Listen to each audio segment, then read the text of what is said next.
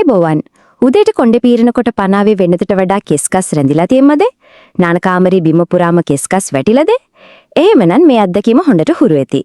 හිස්ස කෙස් ගැලවී යාම කියන්නේ ඇත්තටම අද ගොඩක් දෙනෙක්ට තියෙන ප්‍රශ්නයක්. ඒත් ඒ ගැන වද වෙන්න අවශ්‍ය නැහැ. මේ පැහැදිලි කිරීමෙන් අපි බලන්න යන්නේ සාම්ප්‍රදායික වගේම විද්‍යාත්මක පදනමක් තියෙන ක්‍රම පාවිච්චි කරලා නිරෝගී ශක්තිමත් කෙස් කලබක් නැවත ලබා ගන්න කොහොමද කියලා. ඉතින් ඇත්තටම ඇයි මේ විදිහට හිස කෙස් ගැලවී යන්නේ? මොකද්ද මේ පිටිපස්සේ තියෙන නියම හේතුව? මේ ප්‍රශ්නෙට උත්තර හොයාගෙන යන ගමනේදී නිරෝගී කෙස් කලබක රහස් අපි එකින් එක හෙළිදරව් කරගනිමු. දැන් බලන්න මේ දත්ත දිහා. මේවා නිකම්ම ඉලක්කම් නෙවෙයි. මේකෙන් පෙන්වන්නේ ලංකාවේ කොයිතරම් විශාල පිරිසක් මේ ප්‍රශ්نين පීඩා විඳිනවද කියන ඇත්ත කතාව. සමහර විට අපලේම යාළුවෙක්, පවුලේ කෙනෙක් මේ ඉලක්කම් වලින් එකක් වෙන්න පුළුවන්. ඒකෙන්ම තේරෙනව නේද මේක කොයිතරම් බරපතල තත්වයක්ද කියලා. අපි ජානමය හේතු පැත්තකින් තිබ්බොත් අපි ජීවත් වෙන පරිසරයත් කොණ්ඩේට ලොකු බාල්පෑමක් කරනවා. උදාහරණයක් විදියට ගත්තොත් හાર્ඩ් වෝටර් එහෙම නැත්නම් කටින ජලය පාවිච්චි කරනකොට ඒකේ තියෙන ඛනිජ ලවණ කොණ්ඩේ තැන්පත් වෙලා කෙස්කස් වියලි බින්දන සුළු තත්වයකට පත් කරනවා.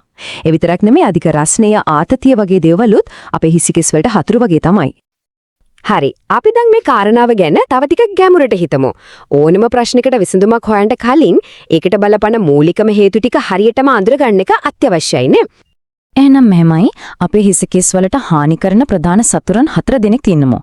ඊ තමයි අපි ගන්න ආහාරවල තියෙන පෝෂණ ඌනතා, ශරීරයේ හෝමෝනවල සිද්ධ වෙන වෙනස්කම්, අපේ දිනදා ජීවන රටාව සහ අපේ හිසකෙස් වලට කරන බාහිර හානි. මේ හතරෙන් එකක් හරි කීපයක් හරි පාලනයෙන් මිදුනොත් එතනින් තමයි හිසකෙස් ගැලවී යාම පටන් ගන්නෙ. ඉතින් මේක හිතනවට වඩා ටිකක් සංකීර්ණ ප්‍රශ්නයක්. හොඳයි. දැන් අපි බලමු මේ ගැටලුවට හැම පැත්තකින්ම මුහුණ දෙන්න පුරුවන් මතක තියාගන්නත් හරිම ලේසි පුළුල් සැලැස්මක් ගැන. අපි මේකට කියමු ස්තම්භ 3 වර්ධන සැලැස්ම කියලා. හිතන්නකෝ ලස්සන මල් පැලයක් ගැන. ඒ පැලයට හරියට වතුර පෝෂණය දුන්නේ නැත්නම් ඒක නිරෝගීව ලොකු වෙන්නේ නෑ නේද? අපේ හිස කෙසුත් අන්න ඒ වගේ තමයි. නිරෝගී කෙස් කල්බක් පටන් ගන්නේ ශරීරයට ඇතුළතින් දෙන පෝෂණයෙන්. ඒක තමයි මේ සැලැස්මේ පළවෙනි සහ වැදගත්ම ස්තම්භය. හරි. දැන් අපි යමු දෙවනි ස්තම්භයට. මේකෙන් කරන්නේ කෙලින්ම ප්‍රශ්නෙට පිළියම් යොදන එක. ඒ කියන්නේ හිස් කබලට කෙලින්ම යොදන ප්‍රබල ස්වභාවික සත්කාර වලින් නිද්‍රාශීලී වෙලා තියෙන කෙස්ගස්වල මුල් නැවත පණගන්වලා ඒවට නව ජීවයක් දෙන එක. තුන්වෙනි ස්තම්භය හරියට අපේ හිසකෙස් වලට ආරක්ෂක පලිහක් වගේ. අපි දවස ගානේ අනුගමනය කරන පුංචි පුංචි පුරුදු වලින් හිසකෙස් වලට වෙන හානිය වළක්වාගෙන අර නිරෝගී බව දිගටම පවත්වා ගන්න පුළුවන් වෙනවා. හොඳයි. දැන් තමයි අපි එන්නේ මේ ක්‍රියාවලියේ වඩාත්ම ප්‍රායෝගික කොටසට. මූලාශ්‍රවල විශේෂයෙන්ම ඉස්මතු කරලා තියෙන හරිම ප්‍රබල සූත්‍ර දෙකක් ගැන අපි දැන් විස්තරාත්මකව බලමු. මෙන්න පළවෙනි රහස් වට්ටෝරුව. පෝෂණීය තෙල් සත්කාරය. මේක හදන්නේ පොල් තෙල්, එඩරු තෙල්, කරපිංචා, ලූණු සහ උළුහල් වගේ අපේ කුස්සියෙන්ම හොයා ගන්න පුළුවන් දේවල් වලින්.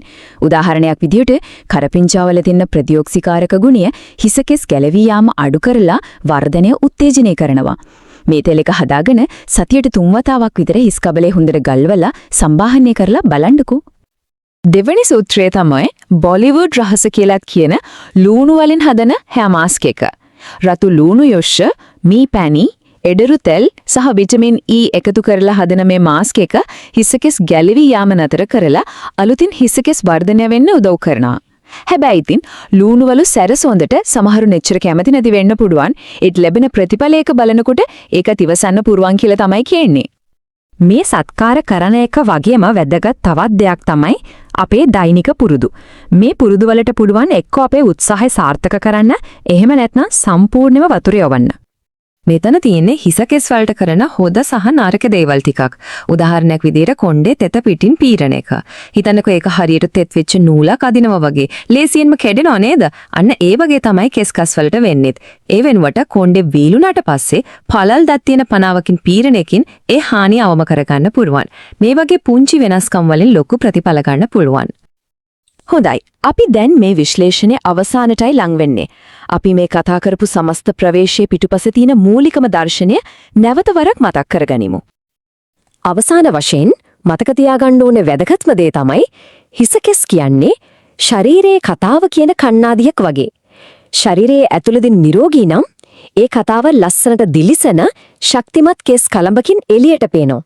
ඉතින් බාහිර සත්කාර වගේම අභ්‍යන්තර නිරෝගී බව ගැනත් සැලකිලිමත් වෙන එක අත්‍යවශ්‍යයි. ඉතින් නිරෝගී කෙස්කලබක් කරා යන මේ ගමන පටන් ගන්න අදම කරන්න පුළුවන් ඒ එකමික පුංචි වෙනස මොකක්ද? ඒ ගැන මොහොතක් හිතන්න. ඒ පළමු පියවර තියන්න. ඒ වෙනසට හිසකෙස් අනිවාර්යෙන්ම ස්තුති කරાવી.